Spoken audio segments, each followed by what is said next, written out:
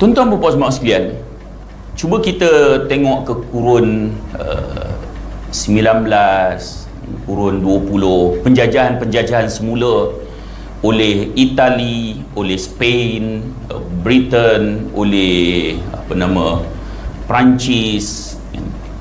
Mereka menjajah wilayah-wilayah umat Islam. Hampir semua tempat yang dijajah adalah wilayah umat Islam. Mereka jajah Syria, mereka jajah Libya, mereka jajah Tunisia, mereka jajah Algeria, Tanah Melayu, Indonesia, semua wilayah-wilayah yang ditadbir secara oleh umat Islam. Apabila mereka jajah wilayah-wilayah ini, satu sistem telah diperkenalkan untuk melemahkan umat Islam. Daripada yang dulunya kekuatan umat Islam adalah kekuatan yang luar biasa di bawah pemerintahan seorang khalifah. Daulah Uthmaniyah dulu pusat pemerintahan di Turki. Mana saja umat Islam dizalimi, mereka akan bantu. Jadi musuh-musuh Islam sedar benda ni. Mereka tak boleh membiarkan umat Islam di bawah satu bumbung yang dinamakan bumbung penyatuan. Mereka perlu pecah belahkan. Lalu apabila mereka jajah wilayah-wilayah umat Islam, lalu mereka telah pecah belahkan umat Islam di bawah satu sistem yang diperkenalkan, iaitu sistem divide and rule. So sistem inilah yang meracuni pemikiran dan jiwa umat Islam, sehingga kan umat Islam dulunya di bawah sistem khilafah, sekarangnya hanya di bawah kepompong sebuah negara. Kita mula mengecil, kita sudah tidak ada kekuatan. Mana saja umat Islam dizalimi, negara lain tidak boleh masuk campur. Baik, saya cuba bagi gambaran ataupun analogi bagi tuan-tuan lebih faham lagi. Kita ambil contoh isu Palestin. Isu Palestin ni, kalau siapa pun sembang, daripada pensyarah sampailah hak kerja paling bawah sekali, tuan-tuan perempuan akan boleh dengar satu kenyataan yang standard. Siapa pun akan cakap bab ni kalau dia bincang isu Palestin. Apa ayat standard tu? Orang akan kata, aku heran lah, orang Arab ni tak boleh bersatu ke? Selalu dengar ayat ni. So bincang isu Palestin, ayat ni akan keluar. Aku heran lah, orang Arab ni tak boleh bersatu ke? Orang Arab beratus juta, orang Yahudi tak sampai 6 juta. Orang Arab ni jangan kata bom, pergi ludah seorang sikit, banjir Israel. Orang Melayu kalau sembang. Ingat tak masa perang Teluk dulu? Akhbar kita keluar 2 kali, pagi sekali, kemudian dekat nak malam sekali, petang kan, 2 kali. Semangat pada ketika tu, benci pada George Bush senior. Tapi yang paling semangat bukan penceramah ni, Pak Haji kedai kopi. Kadang Pak Haji baru parking motor, tokek kedai dah risau dia, ni Pak Haji ni masuk 5 minit 10 kali tepuk meja kan, semangat. Tengah minum tepuk meja, beralih-beralih tengok, kenapa? Aku kalau dapat George Bush, aku bunuh dia. Ni Dunhill duk ada kan ni. Semangat. Perjuangan kita tak jelas. Berjelaga lubang hidung duk marah George Bush. Jangan marah tuan kan. Jadi tuan-tuan dan puan sekalian, kita sekarang telah mengeluarkan satu statement tuduhan. Kita kata orang Arab tak boleh bersatu ke untuk bantu umat Islam Palestin? Baik, boleh tak orang Arab nak pulangkan paku buah keras pada kita? Sebab kita tuduh orang Arab ni. Boleh tak orang Arab nak pulang paku buah keras pada kita? Boleh tak? Boleh. Orang Arab kata, weh Melayu, kau jangan cakap banyak ah. Kadang kita sebut Melayu ni, ramai pula marah. Apa Ustaz main Melayu ni, mentang-mentang Ustaz tak apa nak Melayu. Marahan.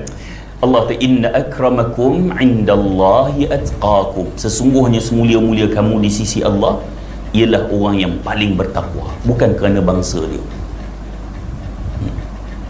Kalau dia Cina tapi dia bertakwa pada Allah, berbanding Melayu yang tidak bertakwa pada Allah, Cina ni lebih mulia di sisi Allah. Kalau dia negro tapi dia bertakwa pada Allah berbanding Melayu yang tidak bertakwa pada Allah, negro ni lebih mulia di sisi Allah. Yang paling bertakwa. Tak kiralah gitulah sebaliknya. Kalau Melayu yang lebih bertakwa berbanding orang Arab, maka Melayu inilah yang lebih mulia di sisi Allah. Baik, tuan-tuan dan puan-puan sekalian, kita kalau orang Arab nak pulang paku buah keras, dia tu Melayu kau jangan cakap banyak lah. Ni Arab yang dah datang Malaysia dah lama, boleh cakap Melayu. Dia kata kamu tuduh kami tidak membantu umat Islam Palestin.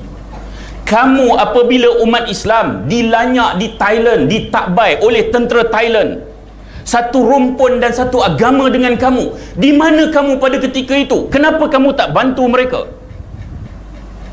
Apabila umat Islam dilanyak di Ambon, kanak-kanak mereka disembelih, mereka dikumpulkan di dalam masjid dan dibakar, satu rumpun dan satu agama dengan kamu, di mana kamu pada ketika itu? Kenapa kamu tak bantu mereka? Kita duk cakap banyak, duk tuduh orang Arab, padahal kita juga sama. Kenapa jadi macam tu? Tuan-tuan pergi ke Jordan, tuan-tuan tanya, kenapa kamu tak bantu umat Islam Palestin? Dia kata, sorry, I'm Jordanian, not Palestinian. Tuan-tuan pergi ke Mesir, tanya, kenapa kamu tak bantu umat Islam Palestin? Sorry, I'm Egyptian, not Palestinian. Sama tak dengan kita? Sama. Umat Islam kena lanyak di Thailand, di Takbai tu bukan jauh pun, sebelah aja. Punya teruk umat Islam dibelasah, dimasukkan dalam lori, mati banyak. Tuan-tuan, kita tanya orang Malaysia, kenapa kamu tak bantu umat Islam di sana? Minta maaf, saya warga negara Malaysia, itu masalah dalaman Thailand. Apabila umat Islam di Ambon dibakar, disembelih, dibunuh, dirogol, tanya orang Malaysia, kenapa tak bantu umat Islam di Ambon? Saya warga negara Malaysia, itu masalah dalaman Indonesia. Nampak bagaimana umat Islam diperangkap di bawah kepompong sebuah negara. Kita sudah tidak peduli lagi apa yang berlaku pada saudara kita di tempat lain. Berbanding dulu apabila adanya Daulah Uthmaniyah, kepedulian itu ada.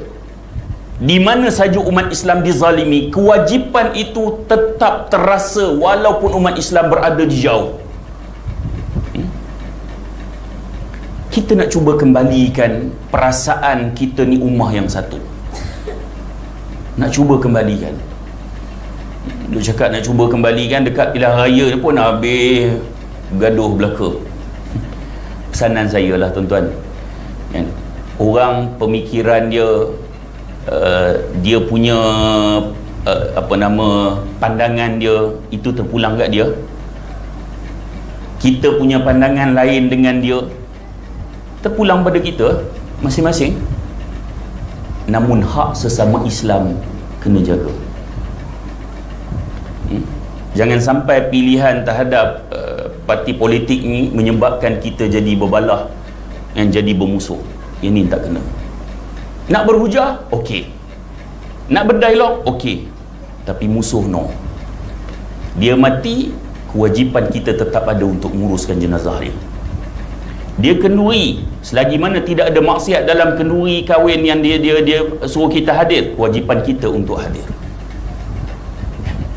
Dia bagi salam, kewajipan kita untuk menjawab salamnya.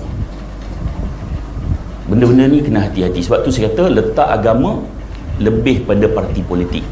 Jangan letak parti mengatasi agama. Sebab itu kita nak mengajak umat Islam ni menjadi ummah yang satu. Mengembalikan kekuatan umat Islam. Kembalikan kekuatan umat Islam.